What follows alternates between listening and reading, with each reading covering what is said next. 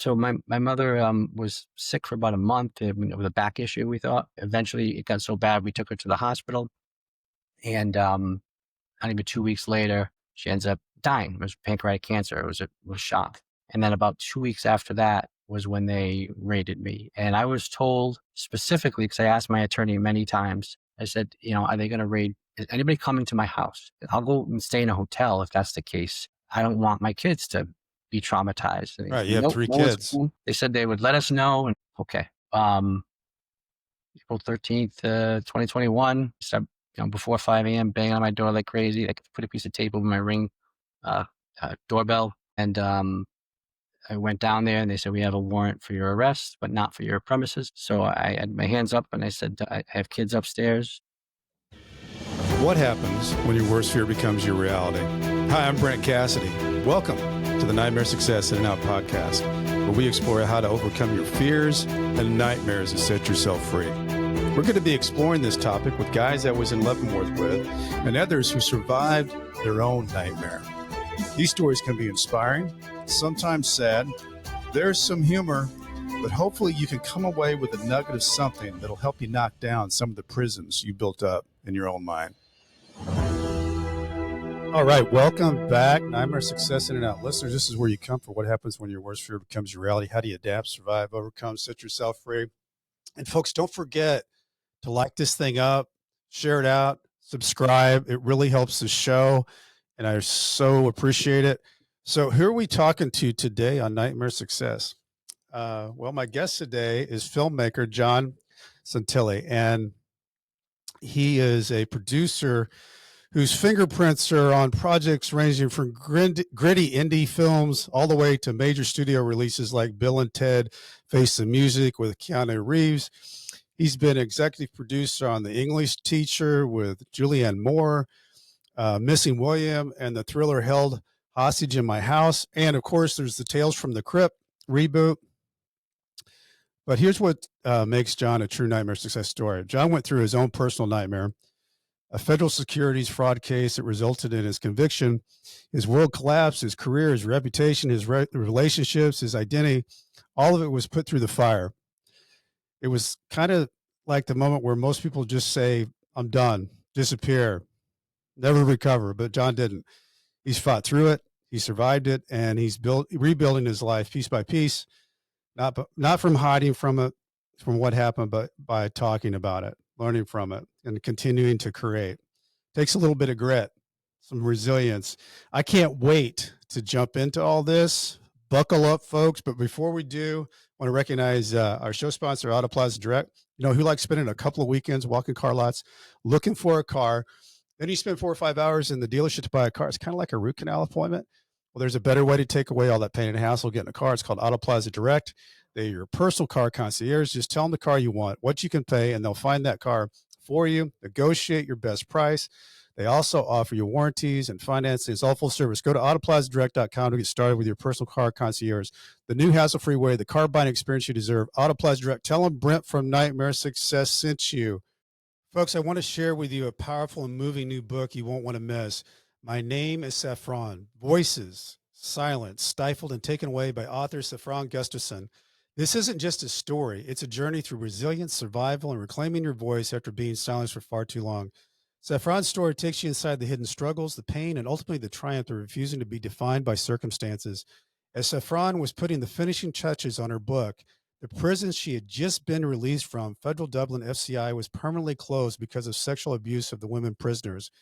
If you've ever wondered what it takes to rise from the darkness of places, to find your truth, and to speak it boldly, this book will inspire you.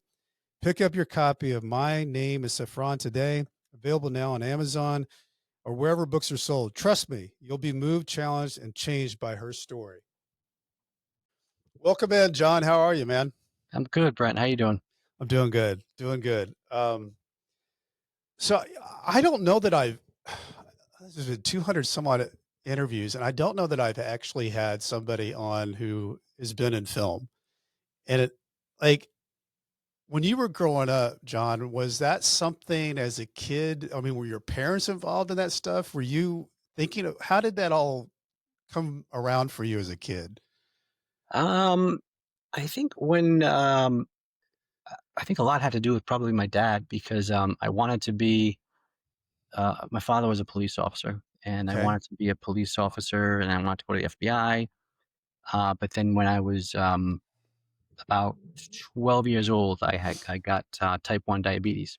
Okay. So at the time, I'm not sure how it is now, but at the time, like certain conditions, diabetes being one of them, type 1 diabetes being one of them, you couldn't be in the field like for the FBI. And that's really what I wanted to do. So and you couldn't, I don't think I think you could be a police officer, but you couldn't become a police officer. You could stay a police officer if you got it while you had it. But you couldn't You go could, in with it. yeah. So that, and then the me and my father, I was a big sports guy. My father wasn't. The only thing we really had in common was I wanted to be a police officer, and we loved movies. Well, I'm curious, what growing up in a household, when your dad's a police officer, what's that like as a kid? Um, you become a little bit of a monster. You think you can do whatever you want. Your father wants to kill you all the time because, you're embarrassing him because you think, oh my, what happens is, you're 16, you get pulled over. They see the sticker on your car. They say, oh, who's the sticker? It's your father. And they let you go. Mm. You don't even have to do much. And that happened a lot. And I think as a kid, you just get Yeah, sometimes you a get a little free cocky with it. pass.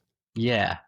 Yeah. So, But, yeah. uh, so growing up, John, did you have a pretty normal? I think you grew up east, right? Yeah. I grew up in Rhode Island. Okay.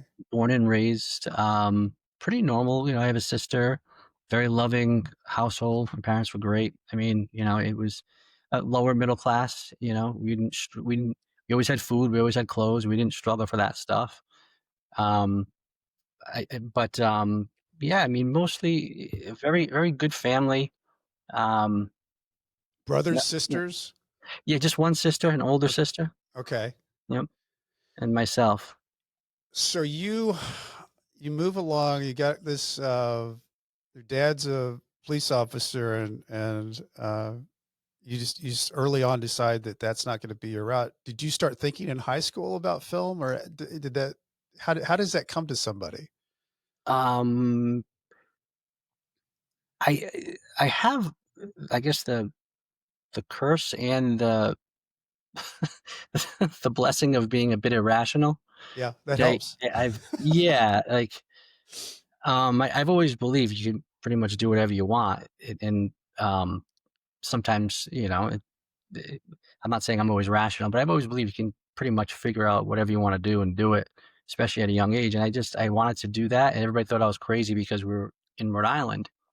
Um, but you know, I was interested in it quite. Right after high school, I interned on a few films that were happening in Rhode Island, and I was waiting tables at the same time. And then I had gotten out of it for a bit, and I was teaching computers in like a nonprofit organization. And I did that for a few years. Met my wife there, and the program ended. It was DHS and United Way funded, and it ended. So I Okay. told my wife we weren't married yet. We had just bought a house. I said, I think I want to go back into film. And I was never in film when we were together. She'd never met you in film. Yeah. She comes from a small town. Her father's in construction, very, very similar to my family. Yeah, Um, and she thought I was crazy, but to her credit, and I'm very grateful, she supported me. She said, okay. And in her mind, she was panicked. sure. And so I had about, 7, 8 months I was collecting because I got laid off in that program. And I took I got on a bunch of films free. I would work for free. And then people liked how I worked and they would hire me at odd jobs and just worked my way through that way. Okay, so getting into film in Rhode Island, were you thinking that you were going to have to move to really get this thing going, or did you think that the being in film and doing that could all just happen where you were? When I was younger, when I first got into it, so I did a movie called Outside Providence, and then I worked like a week on Something About Mary because they shot in Rhode Island for a Oh few God, days and yeah, we I love shot in that. Florida. Great show, great Yeah, movie. yeah. And I thought I was going to have to move at some point. But what ended up happening when I got back into it was the tax incentives were very strong in Boston, and Rhode Island. So a lot of films and projects were coming because, independent films, actually all films, follow the tax incentives. Wherever the tax incentives are, that's where they go and shoot. So there was a lot of business here and a lot of commercials, a lot of opportunity. So when did you first think, hey, this is going to work for me? Probably, Because you've been in some big stuff. yeah. Well, interestingly, I worked a bunch of smaller jobs when I got laid off. I got a position on a film called Telltale. And it was, and I always remember it because I'm a big sports fan, but it was um, February 2018 because it was I started the day after the Patriots lost their perfect season to the Giants in the Super Bowl. Okay. Um, so um, I did that. I was an assistant production coordinator. So you have a production assistant, which is like the first position you go into, and an assistant production coordinator is you're in the office and you're, again, bottom of the barrel. And I did that. And the people that I worked with were, they liked me. I would get there before them, leave after them. I would end up taking some of the producers home and talking to them quite a bit. And a year later, I produced my first film with them, which was The English Teacher. So it was Wow. just they gave me a lot of really good advice and followed it. And I was a hard worker. So I always made sure that I was busy, whether I was busy or not. I just looked busy, and that was one of the Hmm. things one of the producers said. That was his advice. He said, "I always act like you're busy, even if you're not." And he was right because people like that. And I got there before them, and I would leave after them. And So so what was your next step after that? so from there, I was working on a lot of commercials in between, and I worked on a movie or an Italian TV show in Massachusetts, and then I worked on a second unit of a bigger film called Knowing with Nicolas Cage. And the the unit production managers or line producers are the people that pretty much run the day in and day out of the production, They make right? the they They make run everything go. yeah, Yeah. yeah. So there were two people, the the gentleman from the Italian show, and then the woman from the uh, show Knowing that I did really liked me, thought I was a hard worker. I was starting a family, and they were super helpful, and they would kind of coach me along, and I would go for jobs, and I would get jobs that I wasn't qualified for, and I would talk to them every day during the job, before, at Learn the up. end, and they would tell me, you still got to do. You got to stand here. When everybody's wrapping up, and I stand there and just stare at them, so nobody gets extra overtime, and just really, I was very fortunate. So you step into this, you start making stuff, and it's how long between the time we're talking about right now to when the nightmare started for you? So I would say 2001, two. Uh, oh, I said 17 already. That was 2008, not 18. Yeah. Yeah, Patriots I got perfect that. I figured that. um, so I got back into film around 2006. So it was Okay. about 10 years, because 2016 is when everything happened. And it was for something I had never done before. It wasn't even in my wheelhouse as far as the film industry. Well, let's talk about that because I mean, in fact, you just sent me something that almost had a timeline on it and Yeah. a chance to read all of it, but I mean, you really went through a lot and there were a lot of different pieces of people involved. Um, and you had partners and you never know, when you have these partners, when this all started kind of getting crazy, um, when did you feel like things didn't feel right? So the show was 2016. Um, I mean, there were things, it was craziness when we put it together because there was a lot of people involved, a lot of attorneys involved. And again, it was something I had never done before. Um, so I would say before it got to the point where I was concerned was probably 2018, about 2 Okay. years. Yeah, right Well, around. walk us through what happened. So we had ownership in the project, which was in Vegas, and my company owned. I was on the board with three other very large people or entities, and I was by far the smallest fish in that pond. But we had about 22% of the show, which was significant, and we had investors that came through us. Um, when everything was happening, originally we were going through another company, a management company who brought us the deal. They were getting kicked out, and we were asked to be the direct owners. We spoke to that company because we didn't want to circumvent them because they brought us to the table. There was a legal issue with an investor that they had. And they said, if you can keep us on as the management company, that's how we make our money. That's all we care about. So we said, okay. And we went back to the show and we said, that's what we said. And they said, he said, if you keep them on as a management company, we'll still come in and do that. They agreed. We were given a $2 million piece that ended up changing to 1.875. The reason that's significant is because that was one of the things they portrayed that I misrepresented. It wasn't, I was misrepresenting it. That's what we had at the time. Then it changed. So our documents had that, and then it changed. And I would tell people, this is what this says, but it's actually going to be this. Mm-hmm. So it was a little bit of a different structure than I had dealt with. And it's actually very simple. I feel silly saying that I didn't understand it because when looking back, it's actually fairly simple with limited partnerships. But I never dealt with one before with the GP and the LP. And we had an attorney that was creating all of our contracts, and he created the companies, which we always do. We always have a special purpose vehicle for whatever project. Mm-hmm. So like if I have John Santilli Productions and I have a movie come through, I create an LLC underneath me for that movie. So it's standalone so that all the other projects don't get hurt if there's an issue on that project. Mm-hmm. We did that. Like I said, the attorneys drafted all that. Went back to the show and said we need to change the name on the contract because we're creating this special purpose vehicle. The attorney who I spoke to daily at that point said, there's a lot of, it's Vegas. There's a lot of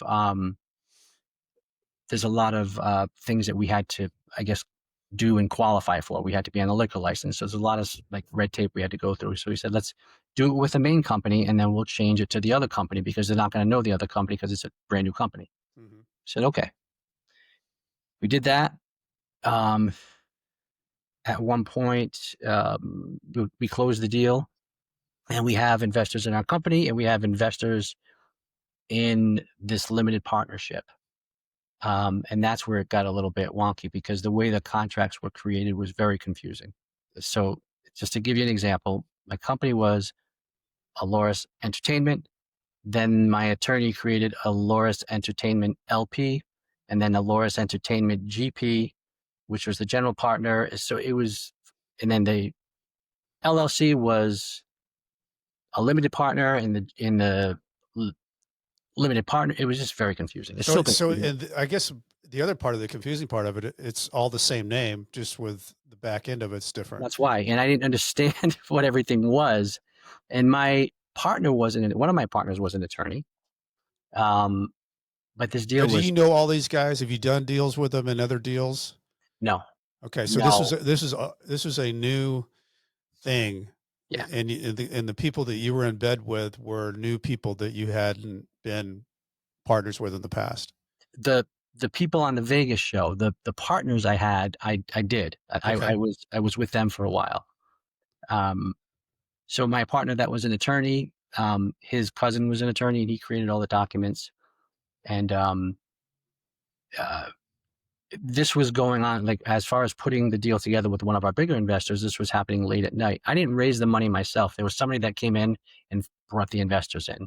Okay. One of the things that they said You was, had a guy that was his job to go out and get the dollars. I was technically soliciting. I was. I'm not saying I wasn't, but You delegated that out. It wasn't me going out to people as it seemed. Right. So there was this guy that was handling all that, and he had a big investor who was one of the major investors, and going back and forth, I was, for several days, because we were right up against the deadline, for several days up until we had to close. I was probably up until 6, 7 in the morning. They were in LA, but I'm in Rhode Island. So I was up overnight, and my attorney and I'm sorry, my partner, who was an attorney, doesn't work after hours pretty much. So I had to handle all that, and not I was not qualified. Let's just say that I wasn't qualified. I'd go back and forth with. I never talked to the investor directly, but this one guy I talked to every day. He'd go back to him and call me back and go back, and he wants this or that, and because of that, we ended up getting a really. They put something in the contract that we didn't know about, that I didn't know about, and basically took advantage of us. Mm-hmm. But because I didn't know, again, what to look for, my attorney wasn't available. So that was kind of the process happened. Once we closed with that person, he had come up with an idea of selling off our shares for a higher value, which you could sell them off, keep a piece, but because the show is now gaining attention, we can make money that way. Mm-hmm. So that's what we ended up doing. And that's what Okay. ended up causing the problem. So but that seems like that's something that people do all the time, where you get the show funded, you get it, then you start getting recognition, and then you can bring other people in, and you can, basically make money on the gap. Yeah. Um, so when did it come to you that, oh my gosh, I'm in trouble? So we, there's a lot of backstory, and I don't want to get into this. It's long and it's boring, but um, I had a dispute with the main investor. Okay. Um, we also had a slate of shows with this management company, which was The Voice, America's Got Talent, and then Uh-huh. another new show that they were doing in Vegas. And this investor was putting a lot of money into it, something around 24 million. Okay. That is a And lot of money. yeah, so when there was an issue with this particular investor, um, I probably let it go on for a little bit too long because I didn't want to blow the other deal. Mhm. And he ended up backing out of that anyway. Once he did, um, that caused some problems. Like when all this was put together, and looked like you had it set to roll, because you're done kind of the major pieces of it. When did you get, because a lot of times, in business, it's a funny thing in business when it's I've never been in the film business, but I know that in business, as an entrepreneur, you're building a business, you take risk. And sometimes you take risks that you've never taken before to try to get to the next step. And it sounds like to me, what we're talking about, John, is that you had an opportunity. It was a bigger opportunity, and you had to take risks to get this thing to make it happen. But because you had these partners, it kind of looks like it fell apart around it. And you were standing there, and they started making accusations to try to limit their exposure to get out. Yeah, yeah, that's a lot of truth to that. Yep. Um, with the when we had an issue with one investor, what happened was he had backed out of that one that larger slate, and he had sent us money for additional ownership of the Vegas show, because we were again selling them for a higher value, but he was just buying them one to one. So he sent us money, cashier's checks, to buy additional shares. After he backed out of the other one, I had a conversation with my attorney, and we had no contract, but there's no agreement if you don't have Mm-hmm. a contract, right? Consideration of I don't know, can't remember what it is. So we sent him back his investment. It was $375. We sent him cashier's checks. Mm-hmm. They were sent in two 100,000 and 275. So we sent him two, one for 100, one for 275. And then my attorney wrote a letter, sent it registered mail. He never responded to that. Um, Fast forward a few more months. This was just before the show was This was just after the show opened. Fast forward a few months until the when the first distribution was coming, and he had reached out to the show and threatened to sue them, sue me, said it was a Ponzi scheme, all this stuff. And at that point, that's when everything got really kind of crazy. Well, and if I remember right, that's $375,000 was, and your bank recommended that you cancel those checks after 6 months. And as soon as you canceled those checks is when he said it was all wrong and you never had attempted to pay and all the other things that Yeah, went through. it So was like a that's day or really, two afterwards. Like it was being checked every day. Yeah, and he yeah. said he canceled those. So what Um, happens next in that situation? well, so before we canceled those checks, we had sent them. He reached out. We had our first distribution. The distribution was paid out to all the investors. Everybody who had a contract got paid by the contract. Um, this investor reached out. I never got paid again by the show. They just stopped paying me, and that's what started causing problems with the other investors. During this process, that 6 months goes by, and that's Mhm. when they added it was bank fraud because you didn't you cancel these checks. But I Mhm. had a conversation with the bank manager who advised me of this. It's that claim, although it's out there, they didn't have a lot of room to stand on or legs to Mhm. stand on with that claim. But they did make it. Um, about a year after that initial when he initially reached out to the show, um, he filed a lawsuit and they filed arbitration on the same day. So they were obviously in coordination. He was a very wealthy person. He made it known to them that he'd be around and invest in future stuff and wanted this taken care of. And so a year, just about a year after that, they filed on the same day. And then I had to go to arbitration. Eventually, I had multiple attorneys, but it was just, um, it was expensive. It was very expensive, and I didn't have the money. Eventually, I ran out of money and couldn't fight everything. I was getting sued by, there's a lot of smaller investors, and this was what really bugs me. Um, Everybody, like I said, everybody was paid when I got paid. I didn't get paid again. These people were brought in through someone else. They don't know me from a hole in the wall. Mhm. Um, they invest in something, get paid once, and then never see anything else, and nothing makes sense to them. Why aren't you getting paid? I don't know. They're just not paying me. Well, how can they do that? I don't know. They're just not paying me. And that ended up pissing people off. And I don't, although it was frustrating, I don't blame them. I mean, how would Right, anybody? because they don't know the inside of what anything is going on. They just know that they've invested money. Yeah. Yeah. And who knows what they were told. I know in the stuff that I saw, things that they were told. I mean, you talk to a lot of people. A lot of these people were approached with, did you know this happened? And then the story was told. So Mhm. much after the fact, when everything's going on, when they're trying to indict you, this is the story. It's, did you know this person did this? And then they say these things. And of course, the people, what are they going to say? Mhm. Like, they're going to be pissed off. They're not going to call me up and try to talk to me. And they don't know me. They just think I'm a scam artist now. Well, you have some crazy things that happened.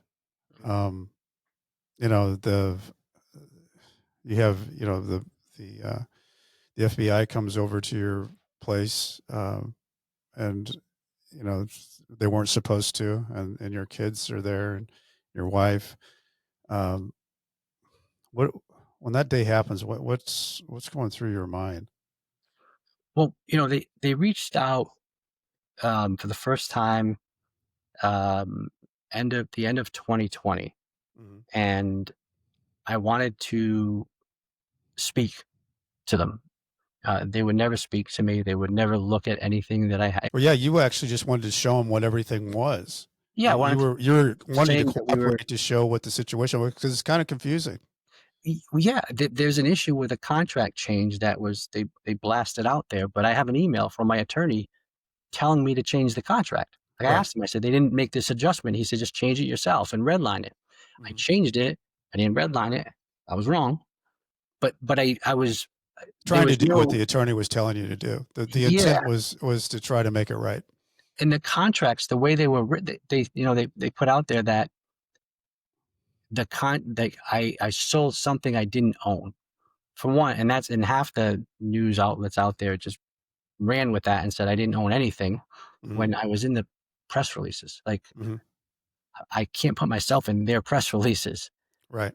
So they said I didn't own something, but the way it was structured, the contract literally said they're buying a share in this company that's owned by this company. So the main company owns them and it's passing them through this company. They're getting the financial interest. So I didn't design the contract.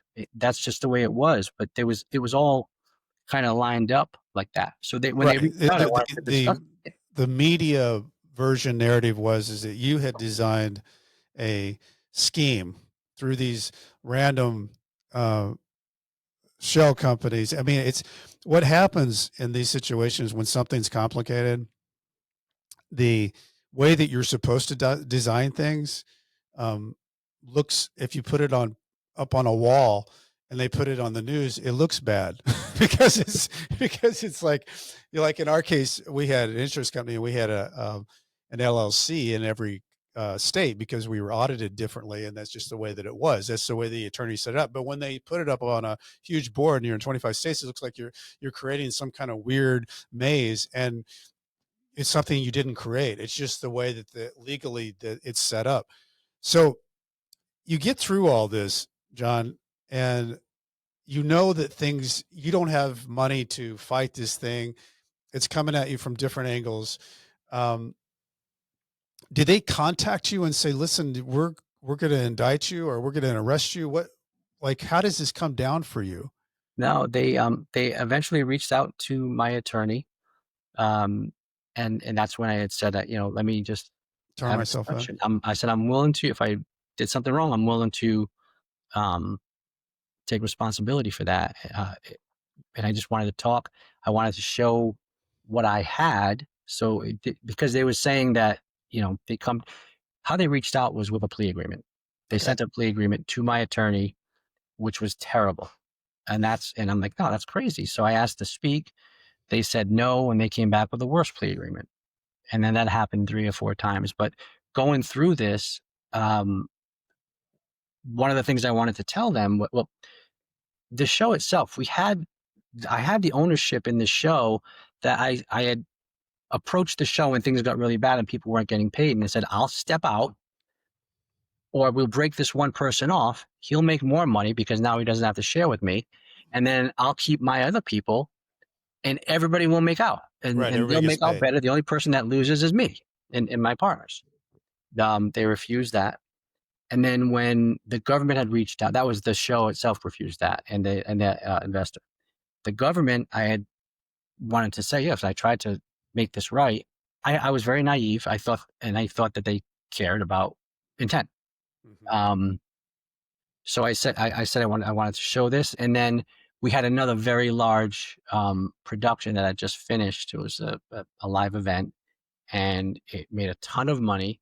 And my partner, my other partner out west, and I were going to make quite a bit of money. And we said we can pay those investors back, so at least they're whole once that money comes in, and then we'll deal with fighting whatever we have to fight with the show and all that.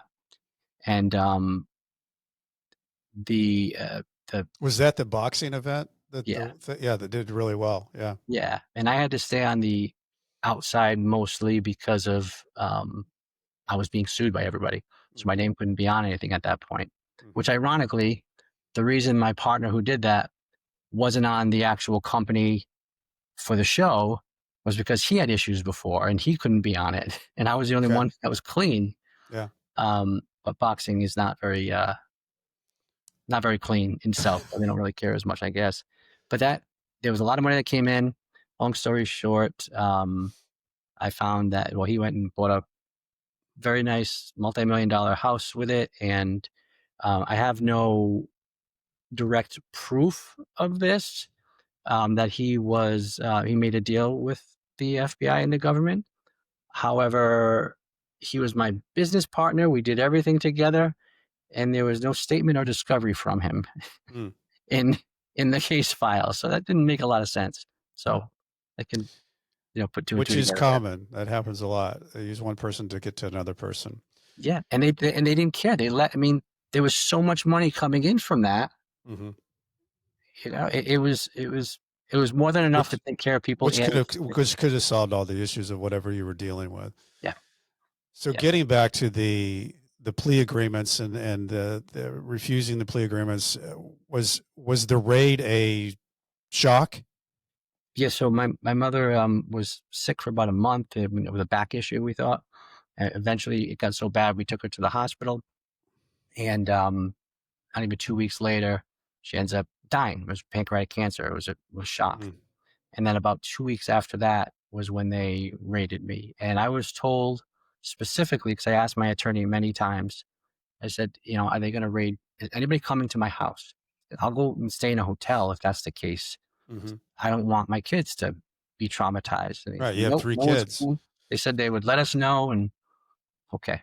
So April 13th, 2021, they start, before 5 a.m., banging on my door like crazy. They put a piece of tape over my ring uh, doorbell. And I went down there and they said, we have a warrant for your arrest, but not for your premises. So I had my hands up and I said, I have kids upstairs. Mm-hmm. Um, they brought me outside, and then I still can't get an answer on this. But then the agents just kind of all came in the house and went upstairs, downstairs after they just told me they had no warrant. But there was about maybe 12, 13 cars, 15, 17 agents. Mm-hmm. And I live on a small little dead end in a condo. It's not like I'm in this multi-million-dollar mansion. I live in a 3-bedroom condo at the end of a dead end on a very quiet street. So it was, um, Chaos. yeah, I didn't, there was, they knew I wasn't a risk or a flight risk or a danger. Right. Right. And as we were talking about before before we hit the record button, they randomly just choose who and when they're going to do that. There's no set. It's just random. Yeah. You're it. So I know that had to have been horrific. Your kids are in there. Your wife's in there. You weren't expecting this. You obviously weren't expecting them to go in the place that you live. What was the next thing that happened? So, after they, I guess, came through everything, they went upstairs and they said stuff in front of my wife and kids, told my wife in front of the kids what was going on, and took me in, um, booked me. I was there for not And the long. charge that you're being booked for is security, selling stock, selling shares, uh, for whatever they say the wrong intent is, right? It was wire and securities fraud, and Wire and then securities fraud. aggravated, this one was a shock to me, which I think they put on a lot of people, is aggravated identity theft, Okay. because that didn't make sense. I'm like, I didn't steal anybody's identity, but Yeah. it's the changing of the contract. They said was Okay. aggravated identity theft, which I think that was probably my strongest um, defense, because I had so much proof that it was not. Right. No, it was. Right. And through an attorney. Yeah, but So, they charged me with, there's like 10 or 12 counts. They put in the press release, um, and this is one of those things. and they're probably agitated, John, honestly, because you turned down 3 or 4 of these plea agreements. So they thought, well, you know what? We're just going to go on. We're going to take him. We're going to scare the crap out of him and take him and see how he likes all that. Yeah, yeah, I'm sure. But they put out a press release that said I was facing 182 years statutory maximum. Okay. Now, you know, I didn't know the legal system very well. Most people don't. And I think we talked about this before. I said nobody trusts the government until they put a press release out. Right. Government puts a press release out, and everybody. Everything's 100% true. I see press releases. I can't believe so and so did, and Yeah. I say, all right, stop. Right. You know better. Yeah. So 182 years, a few months after I was arrested, that the guy out in California with like a $600 million fraud, a Ponzi scheme, Mm-hmm. Zachary Horowitz, gets arrested, and they put in facing a maximum of 20 years. Same Mm-hmm. office, same prosecutor. Like, Yeah. so I think they pick and choose. There's something the guy didn't like about me. I don't know what the connection was, but there's something that he just. So did you go in and out, or did they keep you there? No, they tried to say I was a flight risk, and luckily the judge said that's ridiculous. He has a family, he's not going anywhere. They took my passport. We were in Providence. I don't remember the weather. If like in my mind it was like 0, but it wasn't. It was probably 40 degrees or something. But I'm in shorts and a t-shirt Yeah. and sneakers, and they said they would let me use the phone. They said they would feed me because I was a type 1 diabetic. Luckily, I didn't Mhm. have an issue. They didn't feed me. They didn't let me use a phone. They let me out of the federal building in the middle of, I had no phone, nothing, in the middle of Providence. And luckily, my attorney was about 4 or 5 blocks away, so I just walked there. Mm. But they just said, "All right, you're out. There you go." So Wow. Well, let's jump into what happened after this because I know you went through a battle and I mean you're here and you survived it. But let's take a break here. I want to say a lot of people don't like how they show up online. Many individuals think there's no hope when it comes to managing your reputation on Google. There is hope. It's called the Discoverability Company, and they can help you. Whether you're building a reputation from scratch, repairing your search results after a negative news story, to learn more about the Discoverability Company, go to discoverability.co. If you use the coupon code Nightmare Success, you can get $100 off getting started. This is a company that can help you, and they know what they're doing. Discoverability.co. And the Nightmare Success podcast is sponsored by the White Collar Support Group, the world's first support group devoted to people navigating the white collar criminal justice system. I'm a member of the White Collar Support Group. John is too. And I can tell you, this is a bunch of people who help each other through the criminal justice journey for free. Whether you are just starting your journey or you've made it through to the other side, this is a great space for you. You can join us on Zoom Monday, 7 p.m. Eastern Time. For more information, go to prisonist.org. That's prisonist.org. Okay, so John, what are you thinking? I mean, your head has to be spinning, right?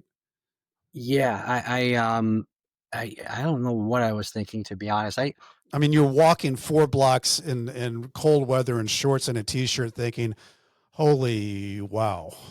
I think I was just I don't I didn't I didn't grow up sheltered. I'm pretty street smart. Yeah, your dad Um, was a police officer. yeah, and like I've been in, I've been around some tough situations. Um I don't think that I didn't grow up in the hood. And I'm not like, I don't claim to be a tough guy. Um, but I've seen a lot. I've been around a lot. I think I'm pretty street smart. And I think a lot of that helps in business. Um, Totally naive to this. I was just so naive to this.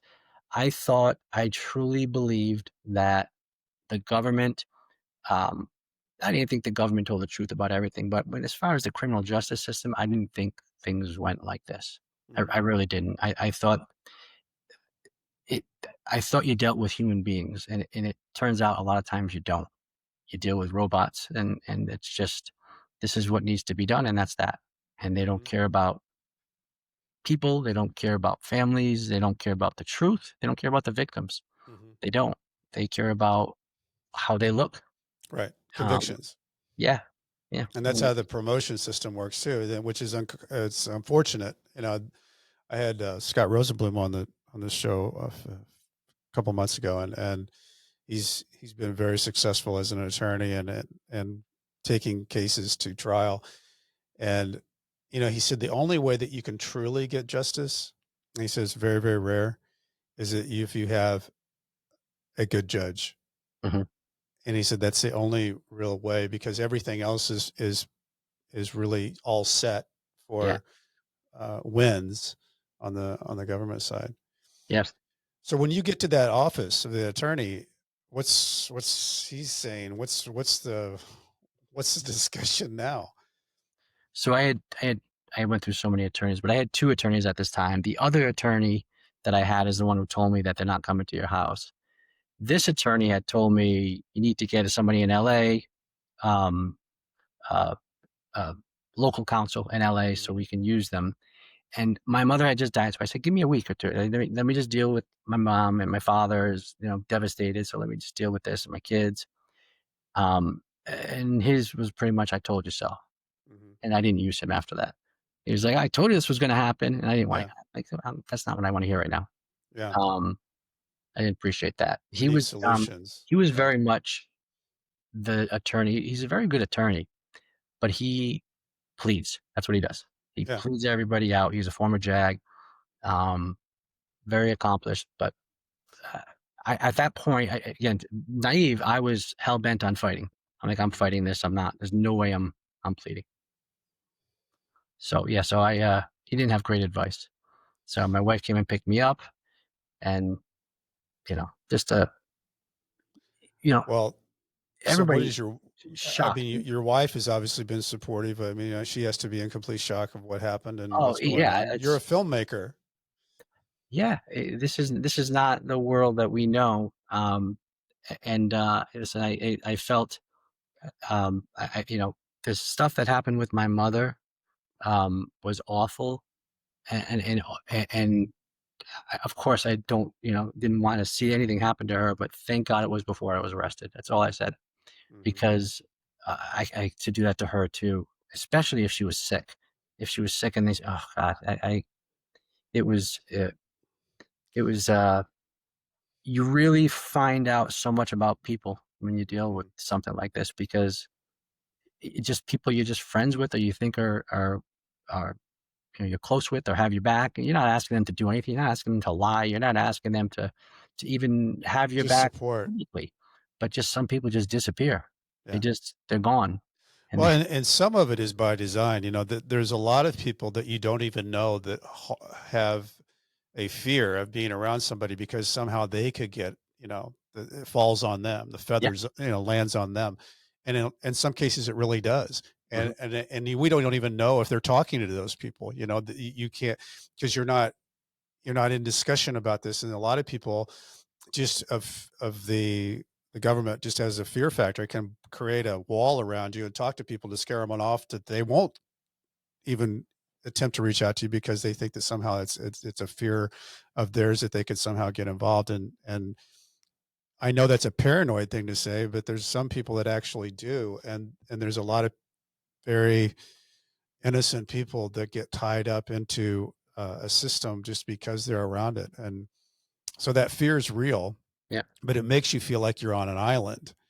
And when you're dealing with something that you've never dealt with before, being on an island, not knowing what's next, the unknown is a place, I don't wish on anybody. Hmm. Yeah. It's it's a very lonely place. Um, you know, fortunately for me, um, I'm not great at this. I do my best, but when everything started getting bad, I started meditating. Always wanted to meditate my whole life, never really could, but I started meditating because I needed to do something, because I was a wreck, and I was I was responding very emotionally to everything, and it was affecting my kids. Something would happen on a Friday, the whole weekend would be gone. So Mhm. I started doing that, and I have a very obsessive personality, so I was doing that like crazy. That helped me more than anything as far as just perspective when everything went bad. I was able to stop at some point and relax a bit. And I have a pretty good ability to reframe things in my life. I think I always have. It can certainly be negative, but a lot of times I get really negative and then I take a day and then I sit back and then I reprocess. And I was able to do that with this, and I was able to plan, and I'm very motivated by these things. I wish I wasn't. I wish I was motivated just by getting up and, wanting to have a good day, but I'm motivated by bad things. Yeah, So, I was very obsessive for a long time. I mean, I had to go through emails, and it's literally like close to 1,000,000 emails, because the yeah, back and forth, and it's back how do and you go forth. through Yeah, them? There was just so much minutia to try to figure out. I ended up getting an attorney out in LA who was a prosecutor in that same office, and he had just gone on his own, and I was one of his first clients, and I'm lucky I was, because we had a really good relationship, and he went way above and beyond. I got charged so much more by other attorneys. He charged me once, said if you could pay again, you pay again. If you can't, don't. And mhm, I wasn't able to. I would have if I could have, yeah, and incredibly grateful to him. but he was really good in walking me through everything, because so much of the stuff is you just don't. It's not just the research or figuring out every part of this and making sure everything connects, because you forget a lot of stuff. Like, Mhm. you don't, you're not trying to lie, but when you tell the story, I have to look back sometimes and say, did this happen or did that happen? Because there's so many little events. So he was great. He was patient with me. He spent an incredible amount of time. But one of the things they did was my evidence was under seal, and I had to be with my attorney to view it. So he's in LA and I'm here. Mhm. I'm sure they do this to a lot of people, but you have this voluminous amount of evidence or discovery that you want to go through, but you have to be with your attorney. Your attorney is charging you an hourly fee.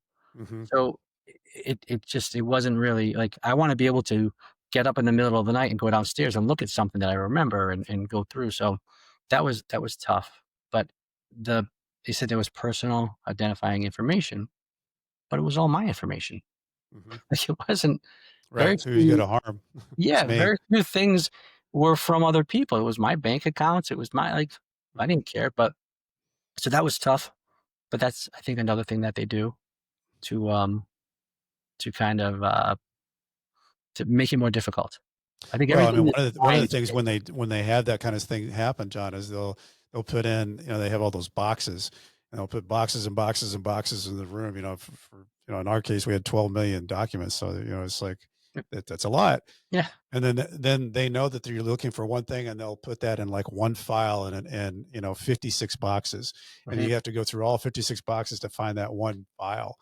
Yeah. And that's real. I mean, they can do that. There's nothing wrong with them doing that, but it's a lot. Yeah. So you get this attorney, you like this attorney, you start going through all this stuff. How long from the time that they take you and they raid your house, are you in a position to where you think you're getting resolution to this? About a year and a half, maybe, before Okay. I pled. Before Okay. I pled, it was a year and a half, and um, my And when attorney. you pled, was it a lot different looking than what they were trying to present to you in those original plea agreements? Well, this is something I didn't understand, because my plea agreement was worse. When you read it, it looked worse. My guidelines were high. It was 70 to 87 months, and my guidelines before were like 40 to I'm not 48 or something. I don't remember Hmm. the exact number. But my attorney wanted me to do. He thought this was a better deal because it left several things open to argue. Okay. So several of the enhancements, and it was very aggressive, which I think also, I think I think it portrayed their side a little negatively because it was so aggressive for what they were charging. Like, the actual charge and all the stuff that they were trying to say, and the guidelines were, I mean, I was up there with, like, with rapists. Like, Hmm. it was high. Hmm. So, he had wanted me to do it. I didn't want to. I was very adamant. I was very against it, um, because I figured once I pled, that was it. So we went back and forth. He convinced me that it was the best deal. I can make out. He convinced me that I can make out with probation. And Okay. I'm like, I'm researching everything. I'm like, nobody gets probation with this. I said, I don't even qualify for it. And then he was explaining to me how variances work and departures Hmm. and all that. Well, and him being a prosecutor from that office, he would know a lot more than most. Yeah. So I said, I said, I agreed to do it. I said, the only thing I ask, I said, in LA County, there's 2 million people. My Hmm. town, there's a few thousand. Hmm. So I said, I'm not saying they don't have to they can't put a press release out. I said, but can they just leave my town out of it? So my son, who was in middle school at the time, um, doesn't get affected by it. So he said, I'll talk to him. So he talks to the prosecutor, and the prosecutor says, yes. Okay. We, I go to California. I think it's September. We do the plea agreement. We take care of it, go back to his office. Within an hour, I'm getting calls. They put a press release out, has my town in it, has everything. They just lied again. Um, and the other thing I had asked was, can they like wait until I get back so like kids see this, I can be there. Right. And they put it out right away. They put everything they said they wouldn't put in there. Mm-hmm. And then they told my attorney, "Oh, we tried, but we Couldn't couldn't get stop it." it. Yeah. Yeah. So it was just shitty. Regardless if I'm 100% guilty and I'm the biggest scumbag in the world, why do it to my kids? Everybody's going to know who I am. The Mm-hmm. business that I'm in, like the people that I work with, are going to know it's me. Mm-hmm. Why do it to the kids? I don't, Yeah. I don't get Yeah. that. And you do Collateral that. damage. Yeah. Yeah. When you go to your sentencing hearing, what are you thinking? So there was a lot of stuff that happened in between. Um, and I think it had a direct impact on as there's stuff with the state of Rhode Island. And that was more brutal than the federal as far as my family is concerned. Um, I don't know if you want me to go into it. I'm happy to Well, go you into it. can because they were two separate cases, but really the same thing. Yeah. So I was charged with obtaining money under false pretenses in the state. And it was a really weird case because it was somebody I didn't deal with. And it was somebody that wasn't even the investor on the contract until the day of. And my former partner dealt with them. I went to dinner with them, emailed, talked to him. I didn't. I spoke to his lawyer.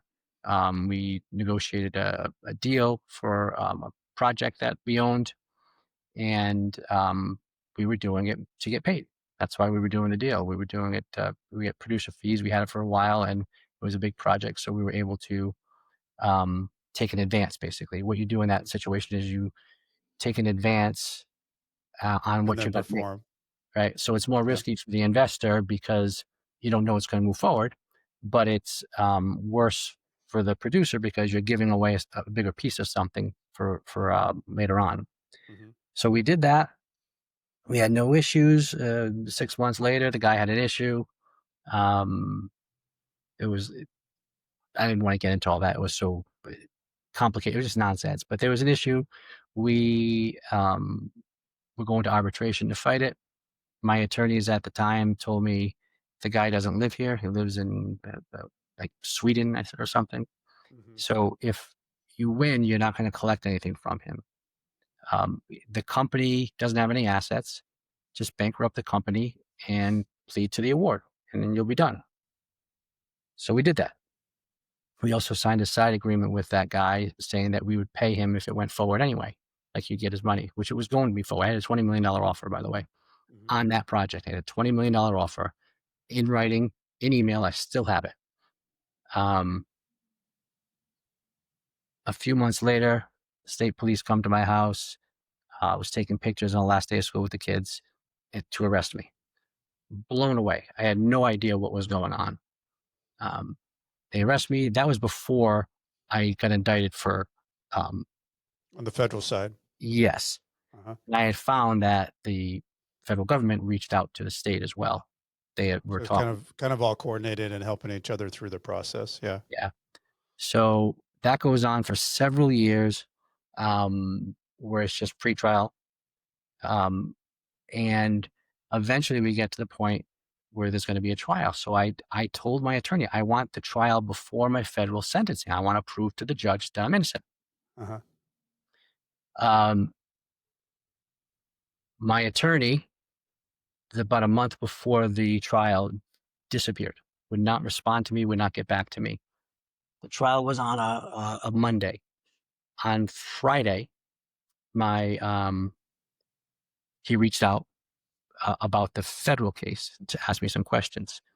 And then I said, all right, can we talk about Monday, the trial? Mm-hmm. So he said, yeah, he said, Sunday, I'm working on this all day. So he said, as of Sunday, we should, we'll have a conversation. We'll go through all the stuff. And I was sending him stuff. I had that program I was telling you about before, that legal program. So I had the deposition questions. I had everything laid out. Sunday, Doesn't get back to me, doesn't call me back, disappears. So now I'm worried I'm going to walk into court and I'm Without defending an him. attorney, without representation. Yeah. So I get into court. The judge says it's going to be about a 5-day trial. Um, the the trial,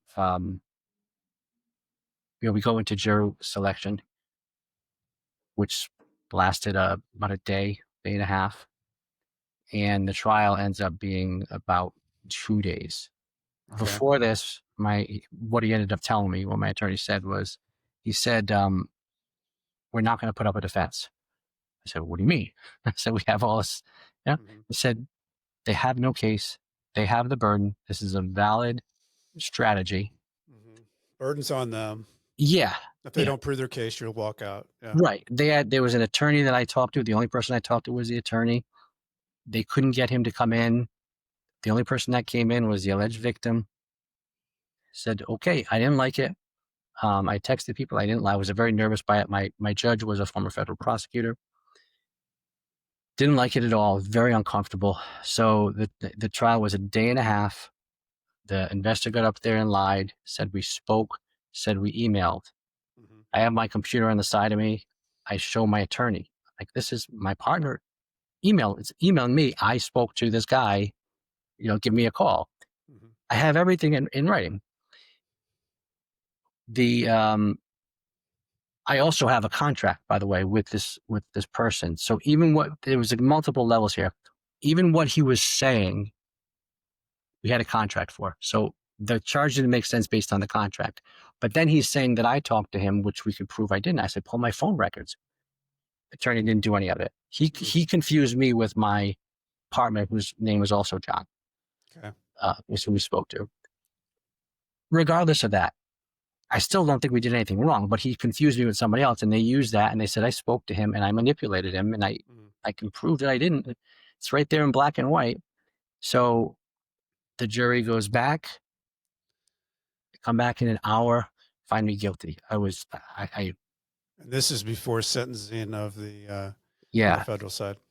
and the prosecutor in that painted me out to be a monster. Yeah, he did a very good job. Yeah. This guy was desperate. He was gambling, which I was. But one doesn't have to do with the other. I can gamble with my own money. So he said he was gambling, he was desperate, and he was lying, and it was he crafted it very well. And my attorney was very much fact, right? In his closing argument, which they didn't hear any of that. They're much more, as you know, the story is always better than just the facts. Yeah. So that happened. To everybody's surprise, even to this day, the judge remanded me after that into the judge on record said there's several appellate issues with this case because there were he made some errors too. He's like, but he immediately remands you into custody. Yeah, which, listen, during my trial, we had like a break during lunch once where he had a murder sentencing. The kid was convicted of murder, and he let him stay out for 60 days to get his affairs in order. And I had been on pretrial for 5 years, federal and state, not a single issue. I was a low-risk offender, which means I'd write something in, and he remanded me. And he did that because he knew that was the only way to make sure that he got me. How long were you in? So that was in October, and I was in for 89 days. And what's that like? So it was high security, and it was intake. So I was in the hospital for the first few days. I'm a type 1 diabetic. They don't understand type 1. They treat you like type 2. I had so many issues. I've never passed out before. I passed out multiple times, hit my head. I was taken to the hospital multiple times. They almost killed me. My blood sugar was over 600 multiple times. And the nurses, listen, I have all the respect in the world for nurses. I love them. I go to the hospital. I think they're the most wonderful people. In there were two that were just monsters. They called us cockroaches. They would withhold insulin if they were mad at me. They claimed you're doing all these things. The Um, I always thought going to prison, if I went, I would be a little concerned about my safety and, the other inmates, and we were being targeted. Not a single issue with an inmate. The COs were awful, Mm-hmm. awful. They would call you the most derogatory terms just entering the quad over there. So I was there for that period of time. We tried to get myself out multiple times with medical emergency bail. Um, judge judge just wasn't having it. We knew that was going to happen. We tried to get him to overturn it as a 13th juror. We tried to get it overturned on rule, I think 16, because he allowed evidence in that wasn't substantiated, and the jury used that to convict me. Mm-hmm. Um, didn't care. The judge said if I didn't spend the money so quickly, she would see my attorney. He would see my attorney's point, but I spent it too quickly. And my attorney said, "But Judge, if I get paid on a Friday, I can spend that money on whatever I want." But he couldn't see that. The state police had the wrong bank records. They said I spent money on myself right away. I sent $45,000 to my partner. They said I sent it to myself. I moved it from my checking to the savings of the same business account, and then I wired money out through there. Everything was documented. They said they wanted receipts. I put up 101,000. It was $99,000. Oh, it was 100,000. I put up 101,000 in receipts without myself or my partner getting paid, just to prove to them that the expenses. We had the deal. We had all the stuff in place. Nobody cared. So what ended up happening was I had an appeals attorney, and I had to make a deal. I went in a few days before my 11-year-old's ninth birthday. She was devastated. They were devastated. Like, if I had expected to be remanded, or even for the trial to end that, I would have prepared them for something. I didn't Sure. even tell them about this Right. because I never expected this. Mm-hmm. But I ended up making a deal to get out, um, which was frustrating because I got out 2 days before Christmas. This is why I did it. I had to pay that guy the money back, Mm-hmm. which that wasn't even the biggest issue. I didn't have it. So I had to borrow it. But I had to pay him back, basically pay for my partner getting paid and all that stuff. But the biggest thing was I had to waive my appellate rights. So they wouldn't let me out unless I waived my appellate rights, which is, you know, kind of interesting that they do that. They didn't want to lose their conviction. They Mm-hmm. didn't care if I was innocent. They did not care. One other part to this, the person who made this claim against me had the attorney that I spoke to. He sued his attorney for fraud and malpractice in Chicago in federal court, saying his attorney did what he said I did. They had a settlement. His attorney brought in all other people as third-party defendants. He didn't bring in me. My name wasn't in there besides saying I owned the project. So if this attorney is at risk of losing his license, Mm-hmm. he's going to bring in everybody that he thinks had anything to do with it. He would have brought me in a second. Mm-hmm. Didn't bring me in. Why wasn't I brought into that? So it's just a frustrating thing because that then changed the whole dynamic of everything around me with people, because now I'm a habitual offender, Right. and obviously everything I said on the federal was a lie because obviously I Right. did this and Right. it's It a just pattern. strengthens the narrative that they have out there. Yeah. But having So, said that, and I yeah. said at the time, I got the worst possible judge in the state case. I got the best possible judge in my federal case because what I was told by a consultant who has been around for a while, not one of the more loud ones, but he's been around for a while out in DC. Mm-hmm. He was very kind and spoke to me for a bit, and he said about my judge, he doesn't like bullies. He does what he thinks is right and doesn't care what anybody else thinks. And he has a very strong sense of family and obligation, and all of those things held true Mm. when it came to my sentencing. So my sentencing got pushed a few times because of that, Hmm. um, and then other reasons. And then when we were in my sentencing after that, which was 2024, it was like June 2024. The government got all my records from the state, put those forward, said I was manipulating the system, sent in my healthcare records saying, you know, I was trying to make myself sick to get out of prison. I'm a scam artist. And then they recommended, originally they were saying like 70 something months. They were recommending now 87 months. PSR still said 70, both times. Hmm. The judge went through that stuff. Um, I rebutted it line by line and showed that my medical records from the state contradicted themselves. They would say something and then they'd be something different written. So and then they would also do things in pencil because they think they would erase certain things. I was shocked because the one thing I've always heard about the government is they're very, very thorough. I don't think they looked at any of the records. I think they trusted the state, and that blew up in their face because I think that was one of the biggest factors for the judge. The judge knew I got screwed there, and he was pretty pissed off about it. And I think that worked in my favor. So I got pushed a few more times. We went out there, I think in that October. My wife and I landed. My attorney texts me. He goes, "I know you're in the air, but they just moved the sentencing. So couple months, you go back, land again, same exact thing happens. So Hmm. sorry." As soon as we landed in California, and then we went back in February 25, and that was the final sentencing. And what And happened?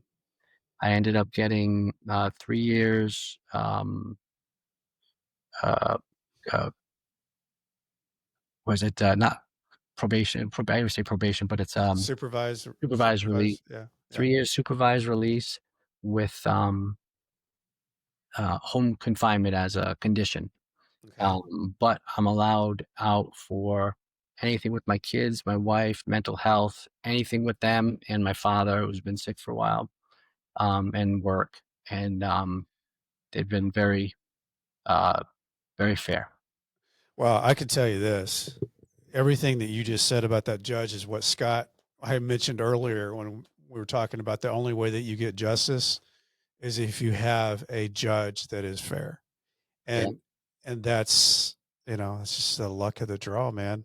it And really, you really had is. those things that he was looking for, and also being this family guy, and it all checked the boxes, and he went with what he was going to do, not what they told him to do through their charging documents, which is unbelievable. And it Yep. doesn't happen very often, John. I mean, I know your story, but Yeah. No. even when I hear it again, it's just fascinating. Well, and then I'm not sure if you knew, but then they appealed it. Did I ever tell No, you? no, I did not know that. So No, so they appealed the fact that you got the sentencing that you got. so my attorney was was a prosecutor, and he was telling me, all right, they have 2 weeks before you're in the clear. So, but he was thinking when he was a prosecutor, we had 2 weeks to appeal. They had 30, but he just mixed it up. So I start looking and I see 30 days a lot. So I didn't say anything to him, but we get past it. Um, about the third week, I write out. I said, "Hey, Michael," I said, I think I looked and I said, "Everything's saying 30 days." He goes, "Yeah, you beat me to it. I misspoke." And he explained that um, is 30 days. So on the 30th day, they appeal. So So what happened with that?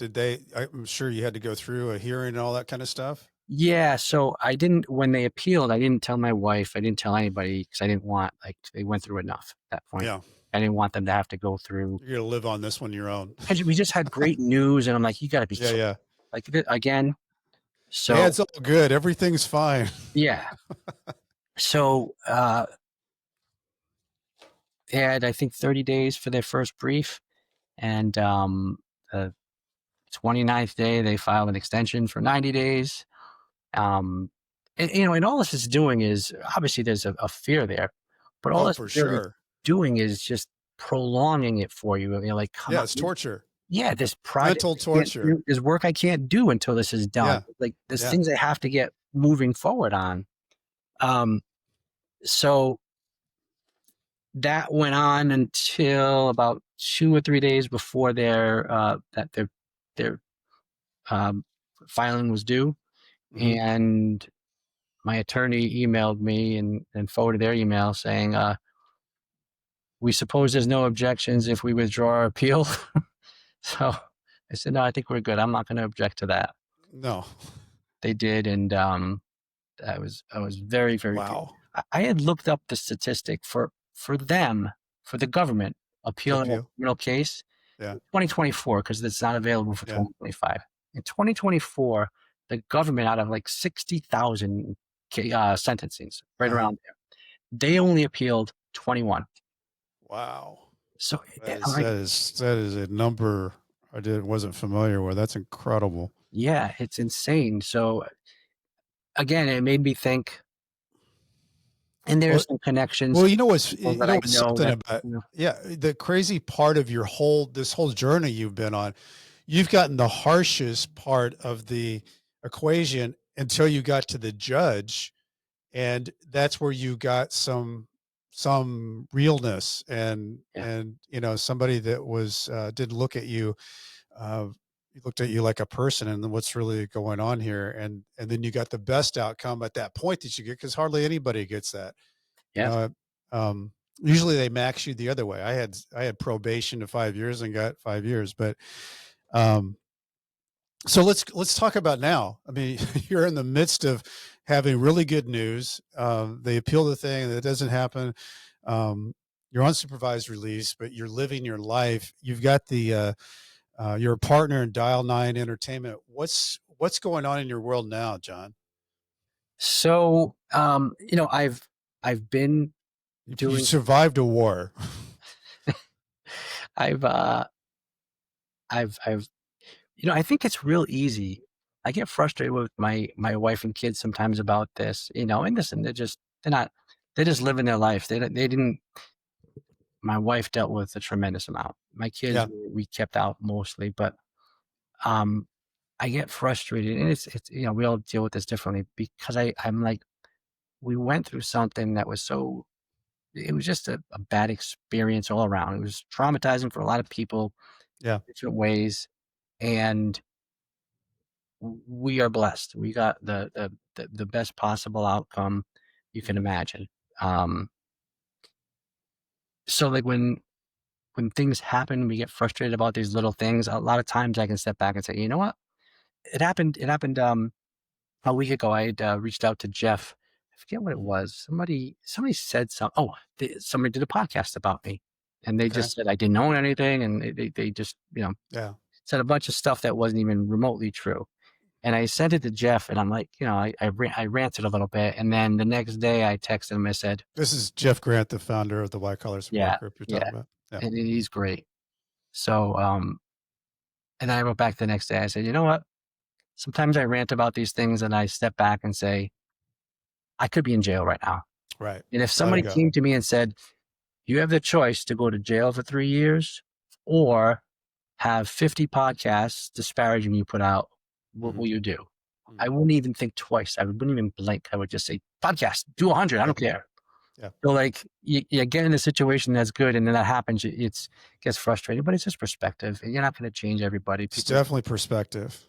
yeah, I would assume that, John, in your business, the world you're in, it's all creative talent, and if you can bring things to the table, I'm sure that which the experience that you have is in a chapter of your life. It's not your whole life, and you've done some great work um, in the film world, and I would think that that would be because it's not Wall Street, it's artistry and yeah. movies and film. I would think that you would have possibly a path back, because there's a lot of different people in Hollywood that have things happen to them. There's a lot of people with a hell of a lot worse things that they've done, legitimately have done. Yeah. And there's a hell of a lot of people that have done a lot of bad things that people know about, and they continue to go on and work. Yeah. Um, part, for me, it was important to get. I said, I'm not going to change. I'm not going to remove the government press releases. I'm not going to. Hmm. When I got my sentence, they didn't put a press release out about that. Hmm. Why? If they're being fair and is just reporting news, when they put the press release out about my sentence, no, because it didn't look good for them. Right. Not on their side. Right. No. So, that stuff is what it is. I work although I'm in a creative business, I work in the business end of it. Yeah. Um, uh, a lot of times the financial end, not just, I raised money in the past, but like, um, planning, like how money is going to be spent, Hmm. um, putting the actual package together. This is what we need here, here, here, here. Hmm. So I won't raise money. I don't want to deal with it. I don't want to do any of that. I could ask to do it through my probation officer if I Hmm. wanted to, but I have no interest in raising money. I never liked raising money, but Yeah. I do um, make sure people stay on schedule. So what I've done, and I did it throughout this to make it easy, because I don't want to be on bank accounts. So I just need reports. I need to know the plan. I need to help create the plan. And then Hmm. when we're making a movie, I get reports and I can see where the spending is, and I can determine where we're spending too much, where we got to cut back. Hmm. Mm, So you just categorize everything that Yeah. has to happen in the film and make sure that they have the money Yeah. to make And it there's people happen that, as it goes through so that they don't not have any money at the end. I get it. yeah. And there's people that I worked with that I worked with before, and there's people that I started working with afterwards, Yeah. that like me and trust me. And That's everything, great. I did was on my reputation in the Yeah. business. So it was a big hit when this happened. Oh, for sure. And I was Yeah. somebody that was so focused on what other people thought. Hmm. And so that's one of the other good things I think about this. It was such an irrational fear of what other people think, that when this happened, it was like, Yeah, you hit the rock bottom, you gotta step back up and it does, Google yourself. that you don't have to worry about that anymore. What can you do here? This is Yeah, this I is remember when I had a lot of money and I thought, gosh, what if I lost it all? And then when you do lose it all, well, you don't have to worry about that anymore. No more of that fear. no. I'm gonna worry about something else. But So and there's some things I'm working on um in this realm. So, Mhm, and I think I've told you this. Well, I'm going to talk to you about that at some point. Of getting attention to a lot of this stuff. One of the things when I was at the state, that I quickly realized was there were so many kids there mhm, that a lot of them were guilty, mhm, but they were there for so much worse than they did. They mhm. were way Yeah, overcharged. overcharged. Yep. Yeah, and other people, maybe they were, maybe they weren't. Who knows? But the one thing that was consistent was, regardless of the situation, most people were overcharged, taken advantage of, leveraged into the situation that they Mhm, were in. And that's hard. And I there's so many elements that people don't see, the behind the scenes stuff, the family stuff, how they're affected. um People think on the white collar and they just think, oh, rich asshole. That's usually what they think. mhm, But until it happens to you, people don't really understand that it's not just that there's so many other pieces to it and things. And I wish there was I wish there was a better system in place to keep people accountable, but to focus on the people that get hurt. mhm, Destroying somebody's life so they can't work again, and they can't make money when there are victims involved makes no sense. I don't think mhm. the victims want that. You can Right. very easily, they monitor everything. They can very easily monitor you and every dime that you make. And if you can make good money, you can pay people back. Mhm. Why not do that instead of you Destruction. get the headlines and jail time? And it just Right. Yeah. doesn't make a lot of sense. And I wish there was a better way, and I hope there is. And Well, I mean, it's one of those things, John, where the re-entering society after something happens to you like this and it's made so public, uh, you know, people have trouble with housing. hmm, Um, because you've got to put down, a lot of times it's illegal to discriminate against you. So that's the really bad part of it. It's really actually legal to discriminate. It's legal to not give you a job because of your record. It's legal to debank you. It's legal for them to just say, "Ah, we don't want you. We don't like what happened to you, so you can't bank here."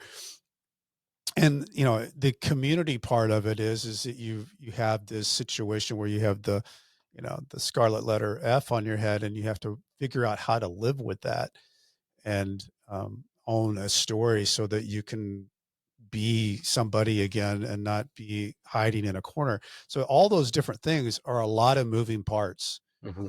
and they're stacked to where what you're talking about is we don't necessarily have to destroy somebody when they get out and then just push them back. Um, if you can't get housing and you end up in the worst part of town, that's bad. And you're in the worst part of town, and how do you get out of that? So there's so many pieces to it, but there are ways I think that it could, if people were more aware of it, that people would want to make it better because it's broken, Hmm. system's broken, process is broken.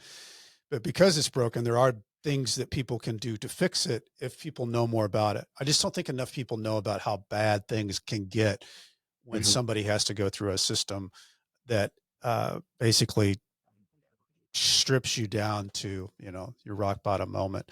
And then you have to try to get back. And it's a tough thing. Hmm. But going through all that, John, what do you think's your biggest takeaway through all this that you've experienced? I think I've learned a whole heck of a lot.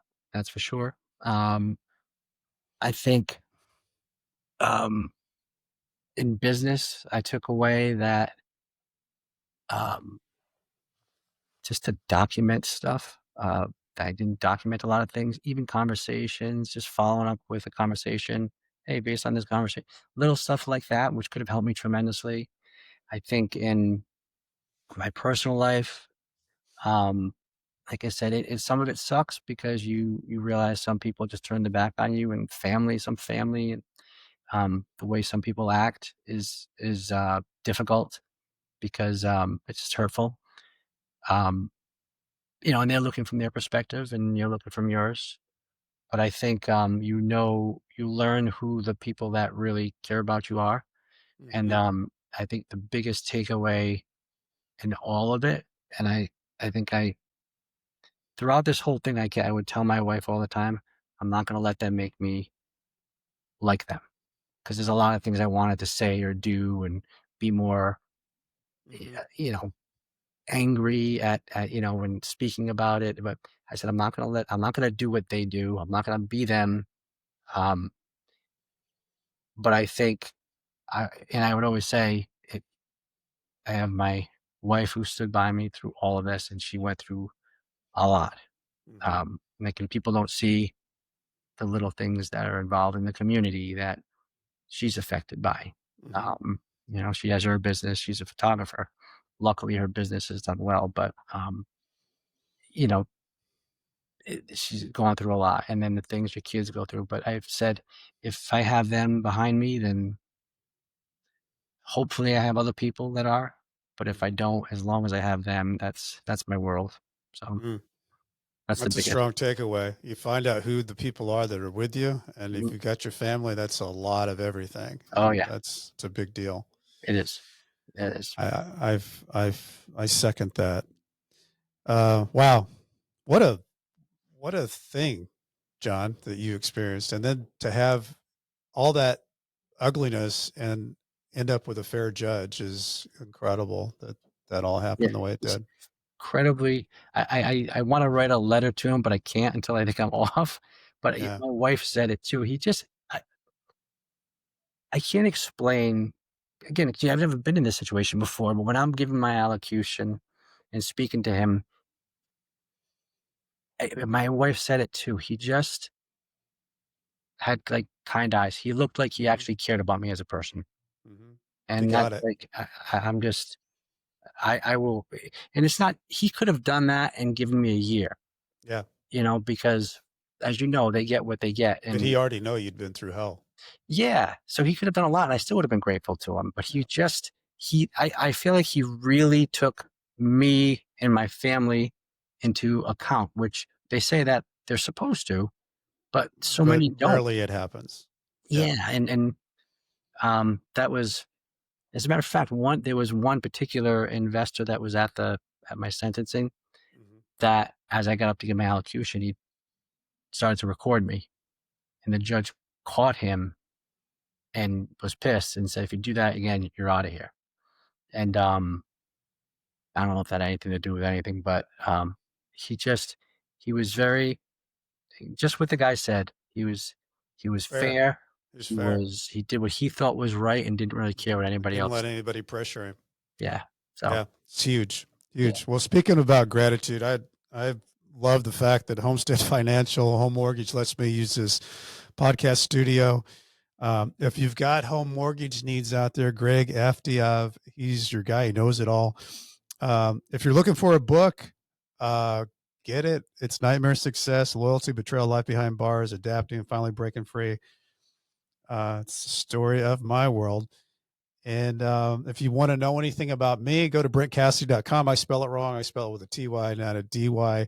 And if you want to see all the episodes, you can see it on all the platforms, but you can also go to nightmaresuccess.com to get a little bit further background.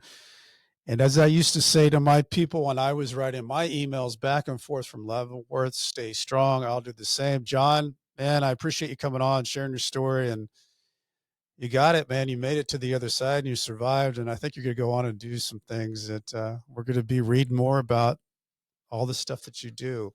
And this is just a chapter. Yeah, I appreciate it, Brent. Thank you for having me on. I appreciate the opportunity. All right, folks, Nightmare Success, in and out.